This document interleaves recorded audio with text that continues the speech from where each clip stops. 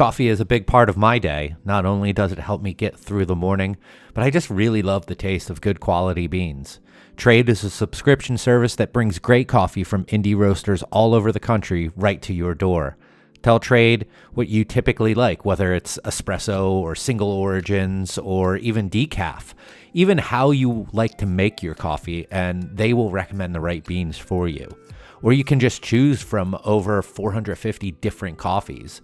Then you select how often you'd like the coffee delivered to you. Shipping is always free, by the way.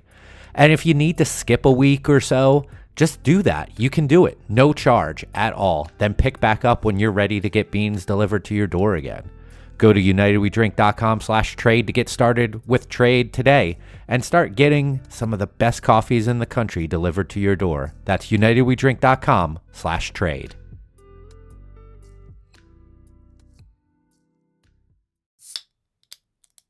The opinions and statements in this podcast do not represent those of the host's employers, coworkers, family, or imaginary friends. Now enjoy the show. Happy hour? More like amateur hour. Welcome to United We Drink.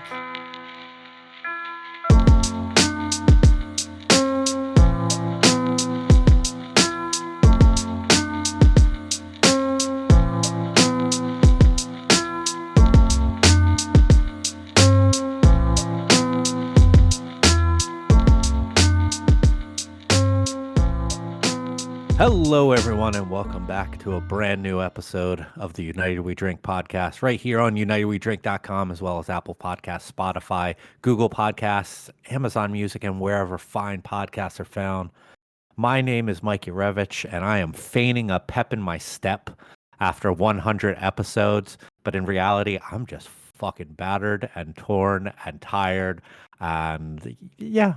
But you know what? We power through this to get to this thing that we call a podcast. Mike, I am the yin to your yang. I'm feeling peppy. It's not feigning. I'm feeling good. I told you I just got back from a run. It's going well. I got a good beer in front of me. So you lean on me today, bro. We'll get through this. You don't have Brad Pitt in your closet right behind you, right? I'm not saying I do. I'm not saying I don't. Leave that to your imagination. All right, cool. So thank you to everyone once again for 100 episodes of doing this shit again, and for sticking around through all of it. We really appreciate yous. As we mentioned last week, we have a topic for this week. We're going to talk a little bit about traveling and how much beer and drink, like beverages, wine, spirits, and all of that factor into our travels, and some possible stories of traveling. But first, Kevin, what are you drinking? Well, Mike, it is Oktoberfest season, or Feist beer season, or Marzen season, or many of the other beers that are drank around this time of year. Several of them are showing up on the stores, and several of them will end up on Old Favorite Friday here in the upcoming weeks. But I grabbed one that I have not had in many years, which is the Left Hand Oktoberfest. And I grabbed that. Anyway, I'll be drinking them over the next couple of weeks. We'll talk about them then. But really loving this beer. Marzen is low-key one of my favorite styles, and I'm so happy around this time of year. Even the big commercial examples like Sam Ad's Oktoberfest, I love. And this is delicious. This is malty. It's a little sweeter, a touch sweeter than I like. Maybe, but it's full flavored. It's rich. It's just great. It's so underrated. And this style of beer is great for year round. Yeah. I'm drinking an Oktoberfest as well. I'm having the Marzen from Sailfish up in Fort Pierce. This was the first one that I've seen out there. I haven't done a whole lot of digging yet, but at my little independent grocer, it was the first one that I saw there. I had this last year. It is very heavy on the toasty, biscuity notes in it. It's a very nice beer. Although I do got to say, this past Sunday we went to the zoo and it was hot and humid and just uncomfortable. And when we came home, put the boys down for a nap, and I was like, I want a beer. I don't want this right now. Like for some reason, a Marzen did not sound appetizing to me right after a hot day in the sun. I'm sure that there's probably plenty of people who would want to dunk on me for that, but uh, sitting in my air-conditioned house for a while today, this is really hitting the spot right now for me. Yeah, I'm going to say, I'll talk about this later on as well in our plugs, but we're doing a Marzen this year. It's something I've been wanting to do for a long time. I can't wait to get you a can of this. It's going to be canned, I think, next Monday. And I can't wait to have you try this beer and give it your good old fashioned Mike Urevich critique, because I know you're one of the most honest people in the world. And whether or not you love me or not, you will not tell me you love a beer that you don't like. And it's drinking it out of the tank. I'm looking for every flaw possible. And I'm like, I think this is really goddamn good, but I need a few people to, solidify that point. I'm really looking forward to it. Yeah, you and Ralph talked it up when he was on the show here a few episodes ago. That's right. And yeah, I'm super stoked to try this because you guys, what is this your second lager? Because you did the German Pilsner. We did an Imperial Pilsner. Imperial one with Savage Life. Yeah, with Sanford Savage Life. So this will be our third. This is the most hyped Marzen of all time. And that's what we do at Barrel of Monks. We do mundane traditional styles either 5 years after they become popular or several hundred years after they become popular, and pretend like it's the biggest thing in the world. I've cornered the market on that. I think it's pretty great. I think that it's a sound business strategy. And I mean, I can't believe that there aren't other businesses that are like just trying to mimic you right now. It's pretty impressive. I also have a little bit of a sipper here of some Angel's Envy bourbon that I got off of you for a little wager that we had between our baseball teams back in that was June.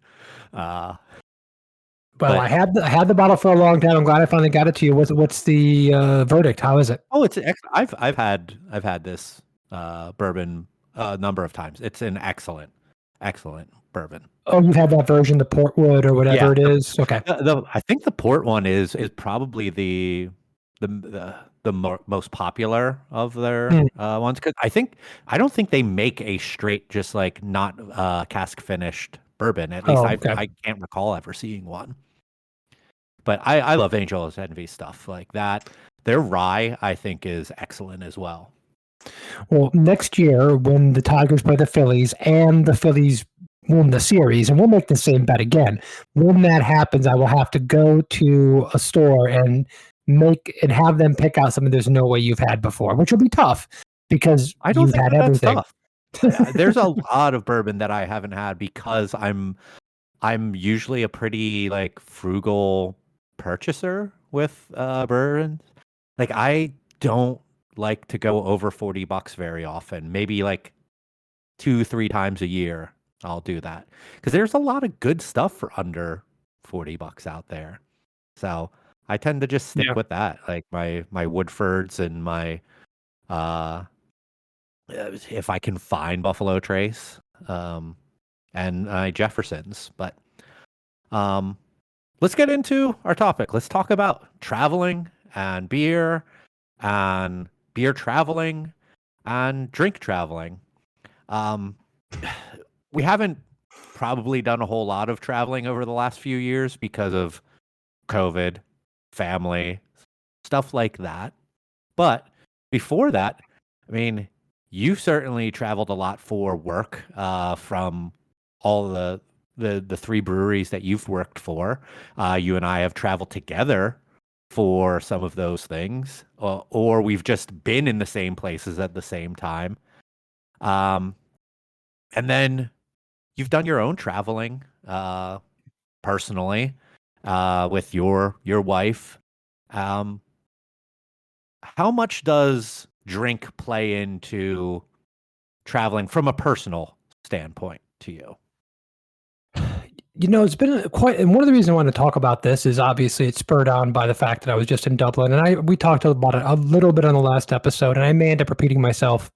No one would be surprised to listen to this podcast that I repeat myself from time to time, so you'll just have to forgive me. I never listen to our show, so I have no idea what I actually said last week. But the evolution of what, thank you, dear. Allie just brought me some tequila because I forgot. So the evolution of what I cared about when it came to drinking and traveling 10 years ago is most of my trips revolved around going to breweries. Most of my trips revolved around the hot cocktail bar that was in that area, and I would research speakeasies, and I would do the thing where you would like put multiple different points on a Google map and say, well, I can hit this place and this place and this place. It was almost like I was making my own little Napa Valley wine tour for beer and whiskey everywhere I went. And also peppered in there would be nice restaurants, things of that nature. And it's changed so much for me now that it is really in the background of everything that we do when we go out is that, yes, we want to hit famous restaurants or we want to ask our friends that we're visiting, hey, where should we go? But I am so much more likely to take a back seat now in planning those things because going to the brewery specifically, and I know we're a beer podcast, is not nearly as important as it used to be. Going into an area and a famous brewery and, oh my God, how can you go to such and such area without going to this brewery? I don't worry about that as much. I'd still like to visit. I'm more prone to visit smaller, more independent places than I am the big places, or not even the big places as far as like size, but the big places as far as hype. And I'm much more likely to be really monopolizing like the grocery store, going and finding stuff I haven't had there and just having it in the hotel room or the Airbnb and drinking it at home and getting as much variety that way. Yeah, I am. I didn't know that you too were a Google Maps person because that was certainly something that I did a lot of pre-kids. I liked to plan out not necessarily when or we needed to go places, but I always like to have the map to be like, if we're going to one place, oh, there's also this nearby to do. Um, my wife and I, back when we were just dating, we did a 3-week trip to the Pacific Northwest with Seattle, Portland, and we finished down in San Francisco. And I had maps all done up for every location that we were going to. And there was a lot of breweries, there was wineries in there with restaurants and such. So I was definitely in that range. But now, like, I I think that it still is somewhat part of me because, like, our last trip that we went to Northern California back in June. There was one brewery that I wanted to go to, and we went there. We had a couple beers there. We went to Russian River as well, just because it was a good spot for meeting some of her friends, and they have a huge outdoor beer garden at their Windsor location that the boys can run around in.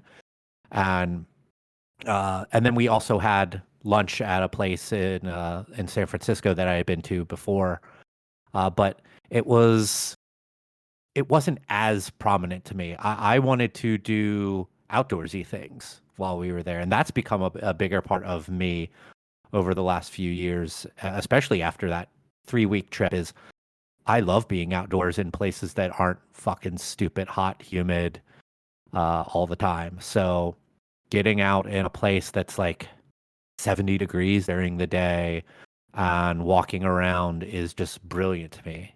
I mean, just the fact that we could walk around like downtown Petaluma, going to the park with our kids and go to a place for lunch and then back to Allie's friend's house, all without breaking a sweat during the middle of the day was fantastic. And I love just doing that and taking in a beautiful walkable area. So it's still there to me, but it has taken a backseat. And I think it might still be maybe a little stronger in me than it is in you from the way that you described it, because I do try to find something to get that itch. But yeah, it's about smaller stuff to me too. I mean, if it's go ahead. No, no, please finish your thought. I just talked If about. it's like one of the big, like I wanted to go to Lagunitas while I was out there, but the day that we tried to go, it was so busy. There was nothing available. They had music playing outside, and it just wasn't a great environment for like hanging out and like talking with friends. So we didn't get a chance to actually have a beer there. And those types of places I want to see, like Sierra Nevada. Like, sure, yeah, throw me into that. New Belgium, if that's around, I want to go there. But yeah, the hypey ones, there's hypey breweries in that area that I'm just like, no, I don't need to go to there. No, thank you. I mean, to me, it all comes down to priorities and what you're trying to do. And part of me, even though I was never a rater on Beer Advocate or Rate Beer, which is what we were doing back in my day before Untapped, I never cared much about that. I never really participated in that. But I was a ticker in some ways in the fact that I wanted to go to these places. I wanted to say that I went to that place. Early when I got into craft beer and I'd go home to Michigan, it was important for me to go over to Marshall, Michigan and go to Dark Horse or go to Grand Rapids and go to all the breweries there or make sure I hit up Bell's or drive north and hit as many breweries as possible. Whereas now I want it to be a part of the conversation. And if we're in the neighborhood, great. But it doesn't have to be a priority. I really don't like to be the person that is driving the bus. And I also don't like to be the person that everyone's like, oh, well, Kevin's in town, so we've got to take him to 7 breweries. I talked about this at length, I believe, on the BAOS podcast, where Craig was asking me about going home to Michigan and hanging out with in the beer culture there. And to reiterate that, if anyone that's listened to that episode, I want to go to places that people naturally want to go or people are passionate about. So if I go visit an area and someone's like, you got to go to this place, it's my favorite place, that's where I want to go. I don't care if it's the brewery I want to go to or I'm familiar with. I want to experience things through other people's eyes and share that experience, rather than, oh, let me direct where we're going to go and there's these breweries I've heard about and I have to be and I have to do that. It's so much more valuable to me to experience a trip with the people I'm going with. And to go back to the trip I just had to Dublin, I was not the most excited person in the world to go to Guinness. On the surface, everyone says, well, you're going to Dublin, you got to go to Guinness. And I was like, oh yeah, I got to go to Guinness. That's fine. It was not on the surface an exciting thing. It was just something I was like, yeah, I'd be happy to go do it. It'll be interesting. It'll be fun. I'll say I went there. But the people I was with loved going there and had gone there so many times. And there was a family history involved in Guinness and a cultural history about it. And that all wrapped together made it one of the best experiences I've ever had at any brewery, period. And I wasn't sitting around in the tap room trying 17 different beers. You go to the bar at the top of the edifice, the giant structure, the massive facility, and you drink one of like 3 different beers. Guinness Zero, Guinness, or I believe they had one of their lagers. That's it. And overall, one of the most important and best experiences I've ever had at a brewery in my life. And I would have thought that was crazy if not for the fact that I was sharing with the right people in that spot and really appreciating what I was drinking. And that's what I'm trying to make more now, is less about the volume and more about capitalizing on what are we all going to feel, what are we all going to enjoy, rather than, oh my God, I have to have this special IPA that everybody else loves. Yeah, I completely agree with you on that. The setting and the company can pretty much trump the beer itself. I don't remember if it was on I think it was on an episode of this before, where I said that sometimes a place that has meh beer can seem so much more cool and have a great experience if the location is great and you're there with good people and good company. It makes that beer go down a little bit easier. But when you can have good beer and good company in a good setting, it just makes it all tick the boxes. But yeah, the beer can be really secondary or third to anything else sometimes. Well, I've always said when one of the things I love about beer is I've had great experiences being in a group of, and Mike, you've been part of these groups, 15 people sitting around at a beer bottle share and loving the experience and loving the people I was with. And all we're doing is talking about beer, and it's all about the rare beer that's there. And people are angling for a pour. And oh my God, can you believe that I got my hands on this bottle? And I have wonderful memories of that. I do. But to me, beer is so much better when it is part of the conversation and not the whole conversation. And every moment that I've had that is higher than that, the more elevated moments are all when beer hasn't been the total focus. And yes, mediocre or good beers become good and great beers when you're having those experiences. And also, you can just share with so much more people. There's many fewer people, especially when you're traveling with a group or you're with your spouse or what have you, that just don't love beer as much as you do. Yeah. And they're not gonna really freak out over this amazing Dortmunder you had nearly as much. But if the place is, like you said, beautiful, or there's a cultural aspect to it, or a family bond to it, or like I said, just someone loves this place so much, it changes a game in such a way. You know, in Dublin, I did one brewery, which was Guinness. I did one distillery, which was Pierce Lyons. That wonderful. I'm trying to find their stuff in the States, and at least I can't find it at Total Wine down here.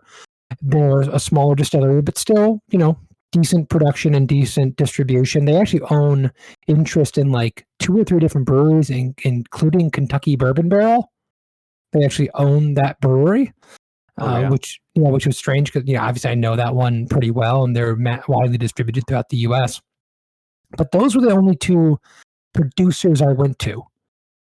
But I also went to a half dozen bars that had either massive beers on draft that I hadn't had before, that are mostly distributed in the UK and Ireland and Europe, or a lot of small craft that I would never try over here. I had just as much a good time in those places, in the dirty little pubs with one beer I'd never had before.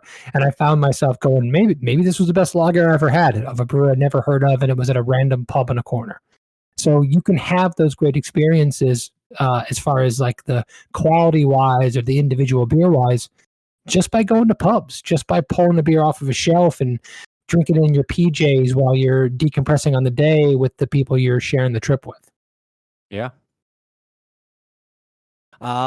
Is there, besides like you've spoken now a good bit about your Dublin trip, or your Ireland trip rather, is there any other moments like that stand out to you as just having a good time with good company at a brewery, at a winery, at a distillery somewhere? So the trip that I first took out to Sonoma with my wife, which was about a year after we actually got married, we took our quote unquote honeymoon, and I was a wine steward for 7 years. And I had never been to wine country, whether in any wine country whatsoever. And when we went out to Sonoma, going to wineries for the first time was pretty amazing, because I'd never been, and there were many wineries that I knew well, Matanzas Creek, Benzinger, that I had carried their wines, sold them, loved them, and now I'm at the vineyard and got a chance to talk with people about it and connect with it on a personal level of, hey, listen, I sold this Chardonnay for 6 years as my second tier house Chardonnay. And I always said it was one of the best Chardonnays produced in the country. And it was cheap and it was delicious. And having a conversation with somebody, we're saying, oh, we're so glad you appreciate it on this level. We always thought that this wine was amazing and didn't get the credit deserved. That was pretty special. I also went to a winery called Imagery, which at that time was not distributed in Florida, and now many of their wines are. And we just had this long, probably 2-3 hour conversation with the bartender, just gabbing about their wines, my brewery that was relatively new at the time. That was a pretty special moment that I'll always remember. Also going to Dark Horse with my dad. I'd been to Dark Horse once, Marshall, Michigan, and I loved it so much. It was it was in a trailer, essentially, is the tap room. At least it was. And it had great food, amazing beer in the middle of nowhere, in the most unassuming place possible. And I traveled through and loved it the first time. And then I took my dad over there. That was a special moment. And not at a winery, distillery, brewery, what have you. One of my favorite moments around drink was with you, Mike, and your beautiful wife, and my beautiful wife went to the Christmas bar in Delray Beach, trying all the Christmas cocktails of the Christmas Basic pop-up bar that is relatively famous here in Delray, and just drinking all the different cocktails and spending time together. And it was a type of round drink that was important and special to me. So those are three. How about you, Mike? That was my birthday in 2019. Yeah. Was it? Yeah, we had dinner at Papa's Tapas, I believe it was. I love that you remember the year and everything. I'm so bad with those things. So thank you for being the responsible one. It was I mean, it was right before COVID, and it was like right after we moved back here. Yeah, we went out to dinner and we went to the Christmas pop-up bar afterwards. And I think we even went to the Blue Anchor after that. That makes some sense. But a couple of my favorite moments really in drink were around wineries. One being Raptor Ridge in the Willamette Valley in Oregon. I remember just when we were, my wife and I were there in Portland one day. We didn't really have a whole lot to do, and I was like, "Hey, let's go to a winery in the Willamette Valley. It's not super far." And I just kind of like looked for a highly rated tasting room, and we went to this one, and it was just sitting on a patio out back of their tasting room, just looking at rolling hills of grapes. And then like as the person would come out every so often to give us our next little sampling, I looked out in the distance and I'm like, hey, that's Mount Hood over there. Like it was a little hazy, but I'm like, can you see that? And my wife's like, oh yeah, that's so cool. And just like sitting out there, and like the wine, I was still super novice at that time with wine, but I was like, I'm enjoying these, and I'm enjoying being with this woman that I really love, and it's just a fantastic setting, and it just continues to stick in my mind when I think about just enjoyable drink experiences, and to be having that on like my first like really big trip with my soon to be wife was really amazing. We went to a couple wineries, not the last time we were in California, but the time before that, and the one was off of a recommendation from a friend called Teldeschi, right in the Dry Creek area of Sonoma County, and it was just such a unassuming little spot, and you just walked into a door, the lights were off, and we flipped on the lights, and it said there's a little sign on the bar that says, if no one's here, open cellar door and yell for Dan. So open the cellar door, yell Dan, and go, I'll be right with you. And less than a minute later, out pops this little guy who kind of looks like Mario, the plumber, in overalls, and is just the sweetest, nicest man. Like walking us through his wines and telling us about his family business that they've been making grapes for many generations, or they've been growing grapes and making wine for many generations. And when he was telling us like, oh, where in Florida are you from? He's like, oh, I vacation down there sometimes. I go to Pompano Beach, I go to West Palm Beach, and it's like, oh yeah, we're from that area. And then he sent us to a winery with the people there were super nice. Called Peterson, and the, they it was just such a great experience from the standpoint of I'm there with people who I like, drinking wines with the people who make the wine, and them knowing that I'm in the industry and that they're just talking so openly to me about things. And it was such a great experience to do that and learn about something that I kind of enjoy but know so really little about too. Well, it's always exciting when you can learn something, and we pretend to be experts professionally, and we can learn a lot of different things. And going to different breweries, there was a brewery that was out when I was on my trip with Allie, and man, I can't believe it's the name of a county. Oh, you Marin Brewing. Marin Brewing. Thank you Yeah, very you much. spoke so highly of them. Yeah, that was an amazing experience. It was a pub kind of atmosphere. I mean, American bar fare kind of thing. The food was nothing to write home about, but I just so happened to wave down a guy and ask a question that ended up being the head brewer. And just connecting on a level with someone that has experience and knowledge, and they're passionate and they want to talk to you about things. It's one of the things that we get as people in the industry, that we often get a peek behind the curtain in a way that other people don't, whether or not it's something that's set up or you plan on it or you know somebody, or you're just kind of there and you have a fortuitous meeting with somebody. That was one of the brewers at Dark Horse. I ended up talking to him because he just came in for a pint, and I just kind of waved, hey, how you doing, man?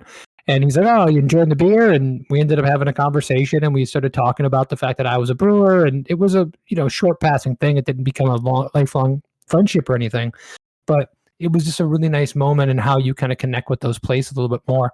I do remember the one time, probably talked about it in the podcast before, but when we were visiting, was it Great Divide, when we all went there and they had like 3 boilovers.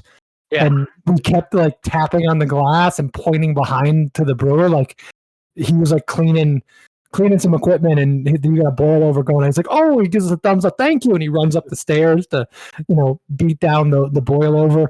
Like little things like that are really wonderful memories that I have, and so many things that revolve around the festivals and the work, quote unquote, events that we did. I don't want to be doing them now. I have to admit that.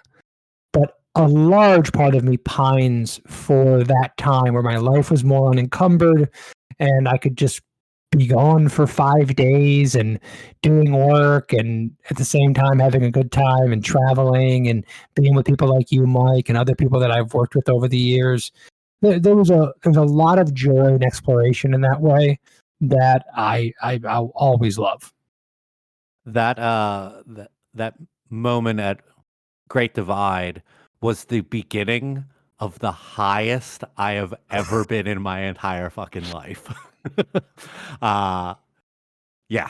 Well, that entire experience I've is told that another. story on this podcast before, so Oh, I'm not go find it somewhere in the archives. I'm not going through it again. that was part of the number 4 thing I was going to mention. I can't go too deep when you ask me about my favorite experiences, but that entire trip and that entire experience that night is up there for me. I will be telling your children about that when they're age appropriate, by the way. I will be telling your children about that because that was a wonderful time. One of the things when we're talking about we're talking about travel, we're talking about like stories we liked and ways things has changed for us.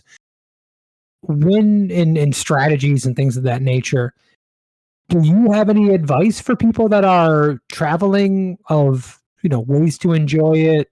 Um, anything of that nature? I would say if you're like without kids or have kids that are of an age that it is easier to wrangle them and keep them occupied, and you can plan a little bit more. Don't plan too much. Pick less than a handful of the places that you absolutely want to go to, and then try to work off of recommendations from the people that work there. Great Um, recommendation. because it's like the thing. You always ask for recommendations from your bartenders because they're the ones who kind of know what's going on. The hospitality industry knows the hospitality industry, and they know where are the best places to eat, to drink, to hang out.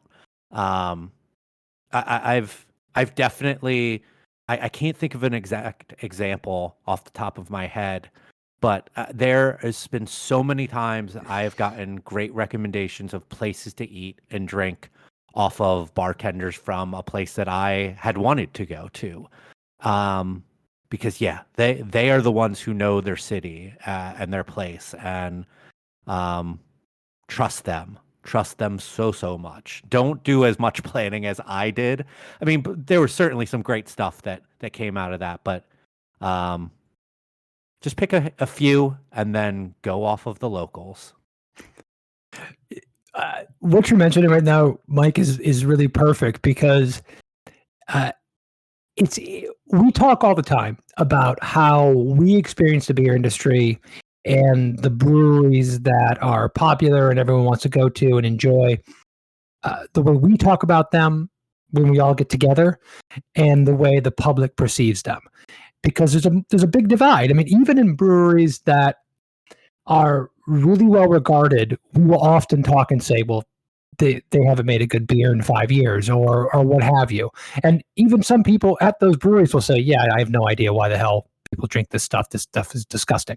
I've heard that from brewers of popular breweries of popular beers. So we are in the know when it comes to those things. And when we're directing friends and family and stuff to different places, we would tell people to avoid. I've had a couple of instances in the last year or so where people have come down here and said, man, I went to such and such brewery. Man, that was really disappointing. I wish I didn't make the trip. And my first instinct is, why didn't you ask me? I would have told you 2 or 3 places to go and 2 or 3 places to avoid. And it would have been a different experience for you. So that vibe of like asking the locals is just, it's spot on. It's so important. And if you're especially going to a brewery, and I think just to add on to what you do in a small bit, if you're sitting in a bar and you're drinking a Marzen that you think is top notch, absolutely wonderful, well, they make good beer. Asking the guy behind the bar, especially if he's a brewer, but if he has any kind of knowledge or is really passionate about the scene, he's going to give you other places that are going to make those kind of beers and not going to recommend a place that makes hype smoothie sours. But you're going to end up going to those places because those are the places everyone tells you have to visit when you go to the place. So I experienced that a little bit when I was in Toronto. Places that people said, "Oh, you got to go there," or "These are beers you have to try." And I almost always found that the off the beaten path, the beer on the restaurant bar list was better than the hype beer that I found at the store. You know, going back to a point that you said about like, why didn't you ask me? The amount of times too that people have asked me for stuff, and I have said this, and they go, "What do you think about them?" And I'm like, I don't really care for them, and then they go anyway, and they're like, "Hey, it wasn't very good." I'm like, I told you that. You asked me what I thought of that, and you still went. Like, okay. But another thing, I think that I've said this on the show before, is I I get excited by things that local people are excited about. And I just love how passionate people can be about their area and um their town, their city, their communities. Um I feel like I do it to other people. Like when you came to visit me in Philly, you didn't have a single damn thing picked out to do. I just was like, let's go here, let's go there. I was excited to show you the city in the best way that I could. When Allie's friends would come and visit us a few times, I was always super psyched to be like, oh, we should go here, we should go there, and like show them these cool things. And like I feel like bartenders and servers and all of that are like low key tour guides. Like if they love where they live, they're going to point you in a good direction. And I can't recommend that process enough when you are traveling, to trust those people, especially if you're nice to them and you show what you like and you don't like, they're going to be right more times than not. Well, in regards, Mike, to my visit to Philly when you were living there, there's two reasons why I love that trip, and I was happy to have you be the tour guide. One, I do want to share somebody's heart. I want to share somebody's experience and where they want to go. I don't like coffee. I'm not a coffee guy. You're not even really a coffee guy, but you took me to a coffee shop that they put like lemon in it or something. There was like a It was lemon water. Pellegrino. Yeah. And I was like, yes, I want to do this. I want to do this every day now because I want to share that with you. That's one reason. The other reason is I am a lazy man. And I don't really want to have to do research if I don't have to. So if somebody else can make all the plans and I just have to follow along and be hopefully good company, that's really up my alley. So if I can just find a way to kind of coast on that for the rest of my life, I'll be a happy guy. And it's funny too, because a lot of times with group trips, I feel like I get pinned with doing a lot of the planning, and most of the times I hate that. But then I see no one else wants to do it, and I'm like, oh, I'll do it because we need to. We need to know what we're doing and where we're going and all of that. But I like to travel, so therefore, I guess it's a blessing and a curse. I have this like, I mean, this is something I've thought about in the past, but I have this dream, and it will never happen because all of the people involved in this are encumbered by family and responsibilities and things of that nature. And we just, we're all in our 40s, and it's hard to get away, and it's hard to do something for ourselves, especially to spend a significant amount of time.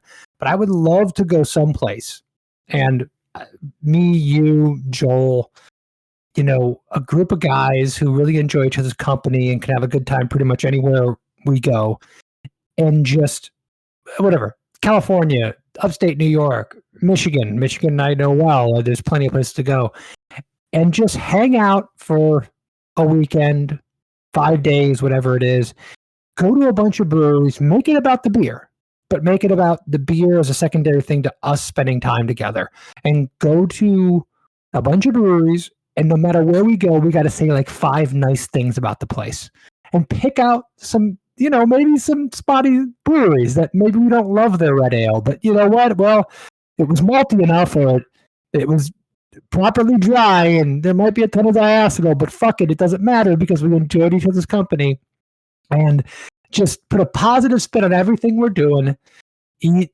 good to mediocre food, and just hang. I do have in my mind that like ideal trip at some point. Maybe we'll do it. Maybe we'll all do it when we're 65. Who knows? That's probably a likelihood. When we first restarted this podcast, and it was Joel, Phil, and myself, I threw out the idea of like we should like maybe like every quarter for like 3 quarters go for a weekend to where like our hometowns, and like experience it with all of us. So like uh Joel and Phil going to Philly with me for a weekend, going to Tampa with Phil, going to Chicago with Joel, like, and just have a weekend to experience the cities and the beer cultures there.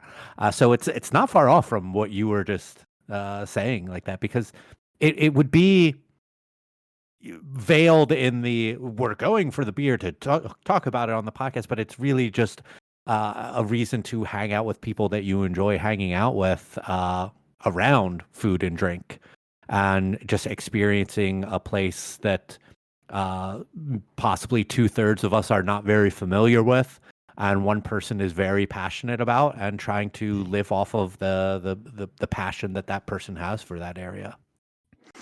Well, how much of what we experience in TV, movies, any art, whether it's beer, food, or the art hanging on the wall, how much of it do we enjoy because of the passion, because of how much people care about it when they relate to it?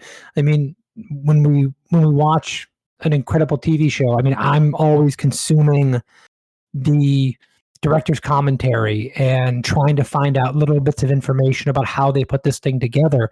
And it will heighten my experience so much when I find out they've been planning this movie for 7 years and they, did period correct costumes, and they hired this one person as continuity director to make sure that not a single stitch would not have been in that time period. Passion and care for what you do means everything. And it can heighten that thing from great to incredible and mediocre to good. And that's my favorite thing. And there's no doubt that on my trip to Dublin or my trip to Toronto or anywhere we've gone, going to Boston for Extreme Beer Fest or going out to California and going to Sonoma Valley, if I had tasted any one of those wines, any one of those spirits, any one of those beers in a different context, I would have said it was probably about a notch at least lower than than what it was in that exact moment. And that's perfectly fine. That doesn't make you a hypocrite or somebody that's like hyping something up just because of the place that you drank that thing in or where you experienced it. And you're drinking. All right, yeah. I had beer in my mouth. Yeah. Um, it's something that as I'm getting older, I now have kids. I think will remain a part of my travels. It'll never completely dry up in me, but it will be looking towards creating moments and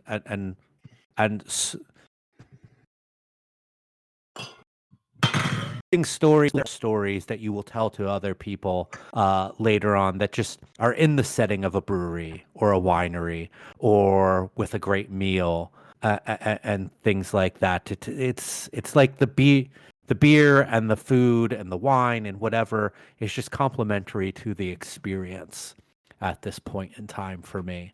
I mean, if they all just line up together with great food, great wine, great beer, great atmosphere, people, boom, all of that, I mean, it's a win all around, and we'll remember those.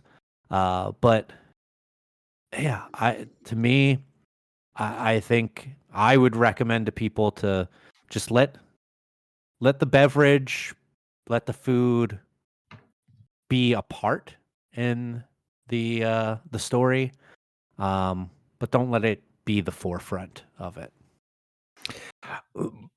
As much as I loved on my last trip going to Guinness, as much as I loved going to the pubs that I talked about, at the end of the night, for about 3 nights in a row, when we were visiting some family in Killaloe, Ireland, I had gone to a grocery store and bought like 10 beers mostly large format and larger format, at least, and not many 750s, but definitely shareable beers.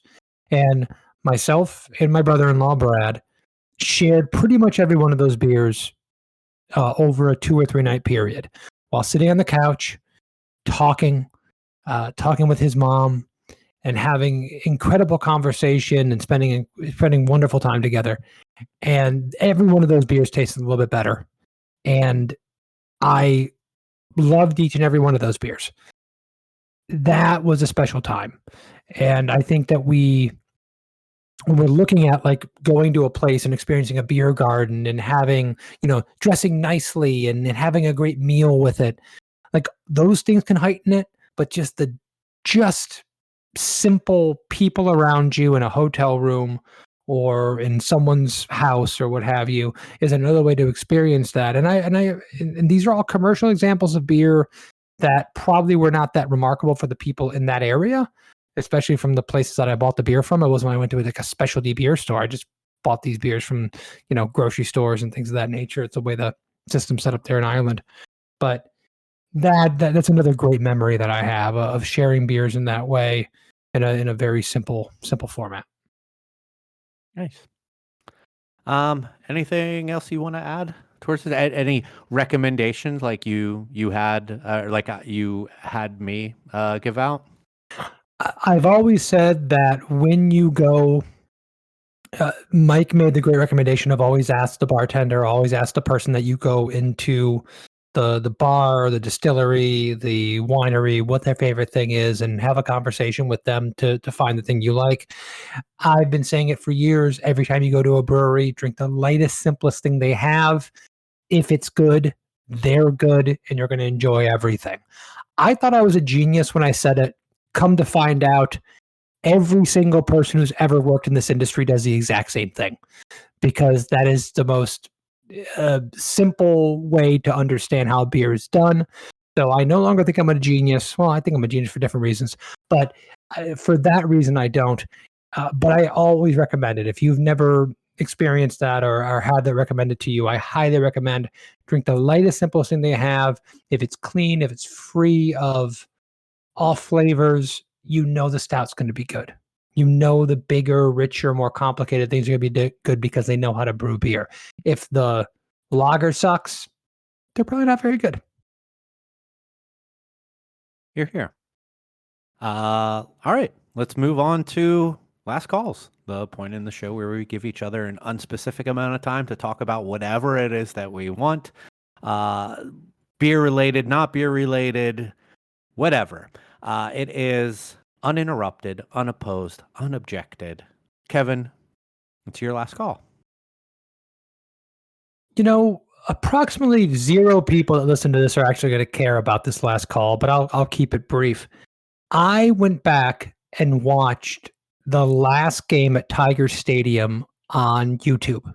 It's something that was like put up there by Fox Sports or Fox Classic Sports Network or something. And I was at that game. It was in 1999 against Kansas City Royals, and the Tigers were terrible. They were terrible at this time. And my dad, at the start of the year, we knew Tiger Stadium was closing. And for anyone that doesn't know, Tiger Stadium was built in the exact same year, I believe, as Fenway Park. And one of the oldest stadiums, when it was still around, it was basically Fenway Park, Yankee Stadium, Wrigley Field, and Tiger Stadium. Those were the classic old stadiums. And that park had been around in different iterations of Bennett Park, Briggs Field, before it was Tiger Stadium. So we're talking about 80 years of history at least. Baseball played at the corner of Michigan and Trumbull. And I grew up in that place. Obviously I didn't. I only went to a handful of games a year, but I felt like I did. I love that place. I love the smell of it. I love being there. The charm of that dirty old stadium means everything to me.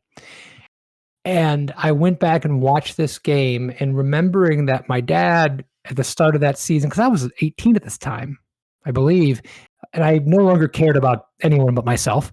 So I was just interested in everything. And my dad got like a mini season ticket package so we can go to the opening day and then a few games throughout the year and then have the final game at Tiger Stadium before they moved to Comerica Park. And we went down there, and it was one of the most amazing moments to be a part of that. And at the end of the game, Tigers won. I believe the score was 8-2. There was a grand slam home run that was the last home run ever at Tiger Stadium, and it was one of my favorite memories as being a kid, going into an adulthood, and made me remember how much I love baseball. And right now, the Tigers stink. They're a below 500 team, and I'm watching a bunch of young guys grow up. But just seeing them in that old English D and those beautiful white uniforms on the field and juxtaposing that with watching these legends be on the field in Tiger Stadium gives me all the feels.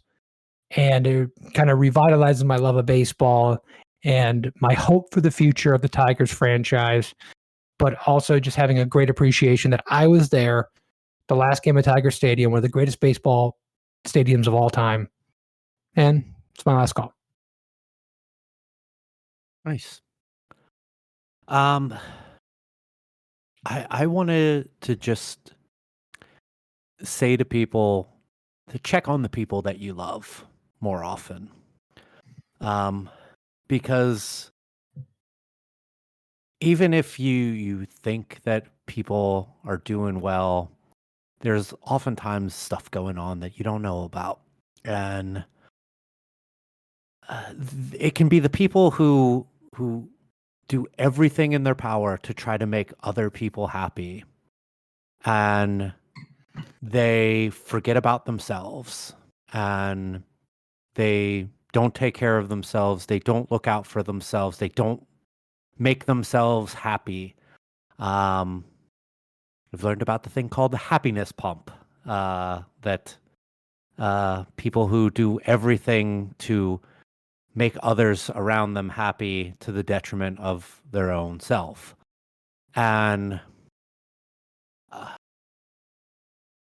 where this all comes to is that a couple weeks ago, I lost my brother. And it was a shock to us. He's had his battles with stuff, but he seemed to be doing good. And we find out that he wasn't doing so good. And because he never wanted to show that to people that he was having issues. He just wanted to help other people and help make them happy. And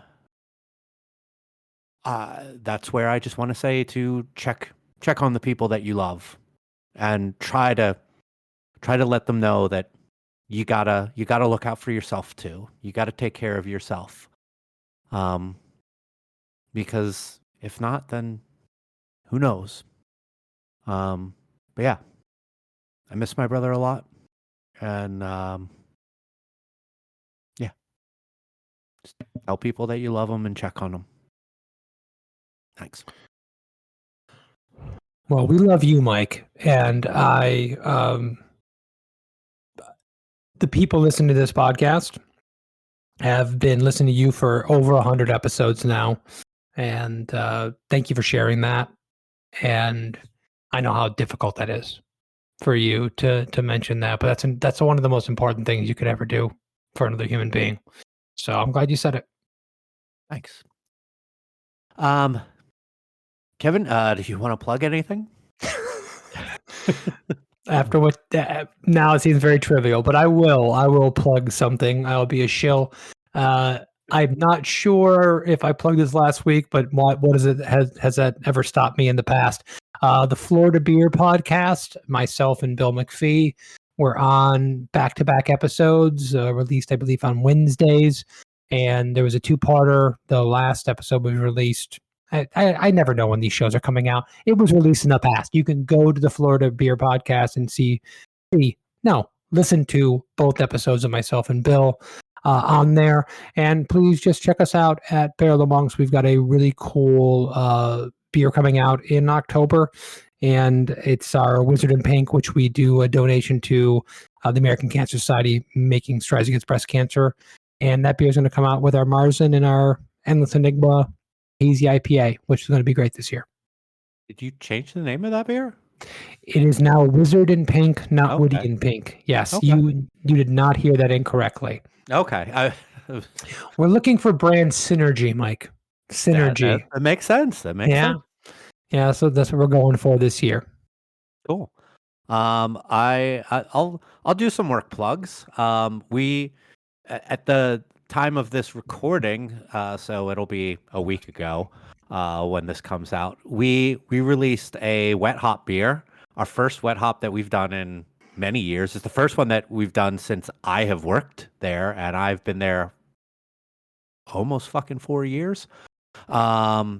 It is it is essentially our High Ridge IPA, our West Coast IPA base, that we used fresh Oregon grown Centennial hops from our friends at Crosby Hops up in Oregon.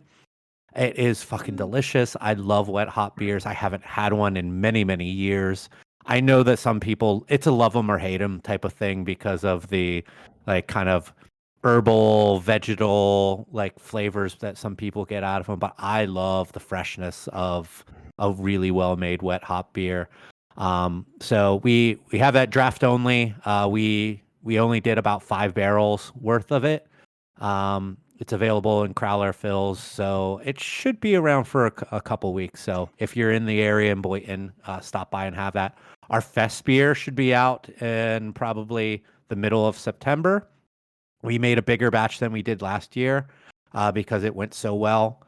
We will have that in cans like we did last year, and I'm really looking forward to that. I had that off of the FV last week, and it's tasting very, very, very nice. Yeah, and we're doing the fest beer as opposed to Marzen.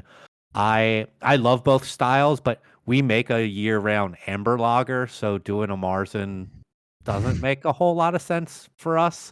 So doing the other Oktoberfest beer, I think works well for us. People loved it last year, so why not do it again? And our Oktoberfest celebration, I'll have plenty of time to plug this later on, but we're doing a 2-day Oktoberfest celebration, September 29th and 30th. We'll have special mugs that we have made for the event that you can get filled and keep the mug. Stein hoisting contest, food trucks doing all German themed food for the weekend. Should be a fun time. So yeah, I just threw out a lot of stuff. Do you remember when Sierra Nevada used to have like the wet hop beer that would come out in like the squat 22-ounce bombers? Yeah. Was that They had the like harvest? the harvest, but they did like a They had a North northern American. hemisphere and a Yes, southern hemisphere one. Yeah. those were incredible. Man, Yeah. I would kill to experience those beers again at this point with my understanding of recipe and flavor, because I bet you I would appreciate them even more now. Yeah. I mean, it's of the breweries that I follow, I feel like it's only Pacific Northwest breweries that I ever see making wet hop beers anymore. And I was so stoked when my boss said we got a box of Centennial coming in next week, and to see also it was the very first harvest that Crosby did for the year. It was early. They harvested the Centennial, put it in the box that day. We got it the very next day, and to see that other people that I know and like and appreciate in the beer industry got from that same harvest as well. Friend of the show, Brad Miles from Arizona Wilderness, he got some of that. Austin Beer Works, they got some of it as well. And just it was just fun seeing other people that I know and like and appreciate in the beer industry getting those same harvest of hops and making beers with them. So, Do you remember the wet hop beer we did at Due South? The brewer we cannot name. El Verde, yes. I did not remember the name of it, but I remember brewing the beer. Yeah, the one and only time we did a wet hop beer there, we put it in the mash tun, we put it in the kettle, and I think we dry hopped with it too. So that was the most unfresh part of it. But yeah, I remember that beer. I remembered liking it. If memory serves me right, it was a little on that like herbal side, but I thought it was so awesome to be doing that at that time. It was fun. It was the first time I ever worked with them, and I was figuring out ways to like divert the beer back into the mash slash lauter tun.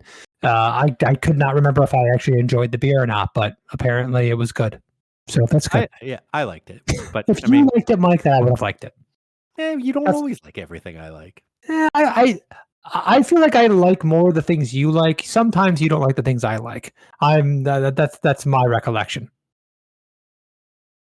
Possibly. Who knows? Quite possibly. All right, cool. Well, thank you everyone once again for joining us on this 101st episode of the podcast. I think you should mention it every time going forward. Always Just mention say the number. Yeah. Even that though would it's be- in the title of the podcast. But it's the anticipation of 200. Think about all the anticipation we can build up over the next 99 episodes. Just a slow burn. Slow burn. The slowest burn. Can we pour some moonshine on it to quicken that up? Yeah, thanks everyone. If you want to support the show, go follow us on all of our social stuff at United We Drink on X, at United We Drink Pod on Instagram and Threads. We're on all of the podcast streaming services. So if you're new to the show and you want to get us delivered to the device of your choice when new episodes drop, just find us on there and subscribe. That's awesome. If you want to support the show financially, we have a bunch of different ways. Go to our website, unitedwedrink.com, and go to the Brands We Love page. And there's a bunch of stuff on there that if you purchase through them, we get a little kickback from that. I have a can of Liquid Death that I just killed here. They're on there. Trade Coffee. I cannot recommend Trade Coffee enough if you like coffee. It's been one of my favorite things is you can choose the frequency at which you get coffee and give flavor profiles, how you like to make your coffee, whether it be espresso, pour over, French press, that type of stuff. And they will start picking out coffees for you and send them to you right to your door, freshly roasted. They're usually roasted the day that they get mailed out right from the roaster. And I've found some really awesome stuff that I like off of that service. So I can't recommend Trade Coffee more if you dig coffee. We also have our web store, unitedwedrink.com/store, where you can get shirts, buttons, stickers, totes, and other fun items there. Other than that, we'll be back in a couple weeks for another new episode. Thank you once again, and cheers. Cheers.